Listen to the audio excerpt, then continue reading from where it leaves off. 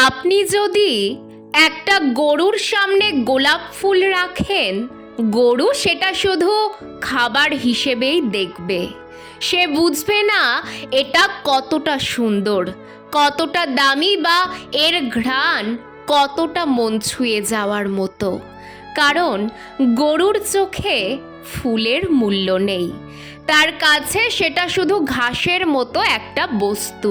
ঠিক একইভাবে যদি আপনি আপনার ভেতরের সবচেয়ে পবিত্র জিনিস, আপনার ভালোবাসা, সম্মান, বিশ্বাস এরকম কাউকে দেন যে এসবের মূল্যই বোঝে না, তাহলে সে এগুলোর কদর করবে না, বরং অবহেলা করবে, ঠকাবে কিংবা অপমান করবে। এটাকে সাইকোলজিতে বলা হয় ভ্যালু মিসপ্লেসমেন্ট, যেখানে একজন মানুষ এমন কাউকে গুরুত্ব দেয় যে সেই গুরুত্ব নেওয়ার মতো মানসিক সক্ষমতাই রাখে না। এক্ষেত্রে নিজেকে দোষ দিয়ে লাভ নেই, এটা আপনার ভুল নয়। আপনি শুধু ভুল মানুষের হাতে সঠিক জিনিস তুলে দিয়েছেন।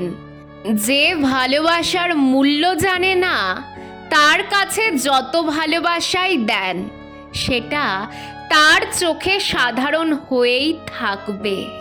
কারণ মানুষের পারসেপশন অফ ভ্যালু নির্ভর করে তার মনের পরিপক্কতার ওপর, আপনার দেওয়ার ওপর নয়।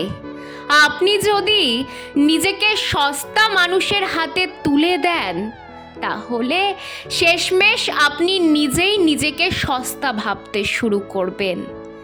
এফোর্ট দেবেন অবশ্যই, কিন্তু আগে যাচাই করে নিন সামনে যিনি আছেন তিনি আদৌ এর যোগ্য কিনা।